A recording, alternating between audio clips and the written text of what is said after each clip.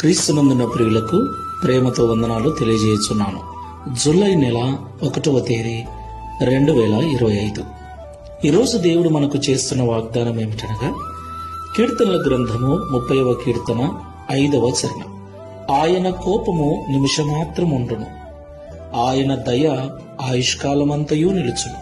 సాయంకాలమున ఏడుపు వచ్చి రాత్రి ఉండినను ఉదయమున సంతోషము కలుగును. ఆమేన్. నా ప్రియమైన సహోదరి సహోదరులారా, మనం ఆరాధించే దేవుడైన యేసయ్య మనకు సృష్టికర్త అయిన దేవుడు. ఆయనే మన తల్లి, ఆయనే మన తండ్రి. ఈ లోకంలో అందరికీ అన్నీ ఆయనై ఉన్నాడు. ఈ విషయాన్ని మనం ఎన్నడూ మరవకూడదు. కాబట్టి నేను ఒంటరివాడను, ఒంటరిదానను, నాకు ఎవరూ లేరని ఏమాత్రం మనము చింతించవలసిన అవసరం లేదు.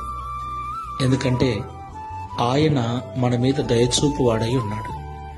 ఒకవేళ పిల్లలు తప్పు చేస్తే తల్లిదండ్రులు ఎలాగైతే కోపగిస్తారో అలాగే ఆయన కూడా కోపగిస్తాడు.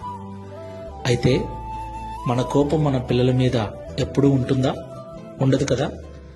అలాగే దేవుని కోపం కూడా కొంతకాలమే మన మీద ఉంటుంది, కొద్దిసేపు మాత్రమే ఉంటుంది. కానీ ఆయన మన మీద చూపించే దయా కనికరం మన ఆయుష్కాలం అంతా కూడా ఉంటుంది. దేవునికి మహిమ కలుగును గాక. ఈరోజు బాధపడుతూ, ఏడుస్తూ, దుఃఖిస్తూ, వేదనతో ఉన్న మనము ఒకరోజు సంతోషిస్తామని, సంతోషించే రోజు, ఆనందించే రోజు త్వరలోనే ఉందని దేవుడు మనతో మాట్లాడుతున్నాడు. సాయంత్రం వచ్చిన ఏడుపు రాత్రి అంతా ఉన్నప్పటికీ ఉదయమున సంతోషం కలుగుతుందని ఆయన వాగ్దానం చేస్తున్నాడు. దేవునికి మహిమ కలుగును గాక.